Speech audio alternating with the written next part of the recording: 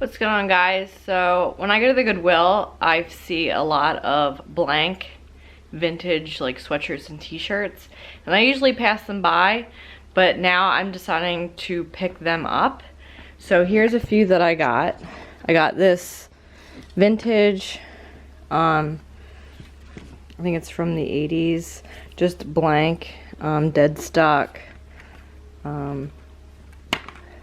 like purple sweatshirt. And I got these two Deadstock single stitch. And how you know it's single stitch is by the sleeve. If I could focus. See how it's single stitched? That's how you know it's true vintage. Not always now, like they're coming out with the single stitch newer just because vintage is in right now. So this is how I know it's vintage. And then the tag, you can go and Google vintage tags from the 80s and 90s. So I just have these blank t-shirts, but I really like this. It's like a blue color, short sleeve, pop over, like it's more like a sweatshirt material. So I got these the last time I was at the Goodwill. And then on Etsy, I found these like vintage from the 70s Deadstock, like transfers is what they use on t-shirts. This lady was selling all these vintage ones, so I got the Grateful Dead one today. I got this 1970s Snow White and the Seven Dwarfs, this vintage Budweiser one, and then this vintage like sparkly Beatles, which is really cool. And I don't really like any of these for these, but I do want to put the Snow White and Seven Dwarfs on this, at least attempt to. She did disclose that since they're so old, they're 40 years old, sometimes they don't always work, but I thought I'd give it a shot. They were like $5 each, and the t-shirts I spent like, I think $2.99 for these and $5 for the sweatshirts. So I thought it was a nice little project, and all the vintage tees are coming back, so I thought I would try making my own. So I'm gonna give it a shot on camera and see how it goes. So I got my trusty iron, and then underneath the sweatshirt I just put my shipping boxes underneath. And then it's probably gonna be hard to line this up, but I'm going to attempt. So I just have my sweatshirt here.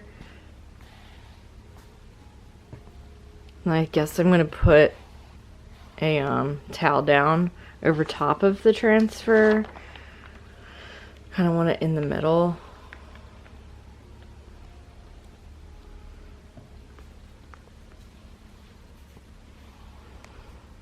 There's that.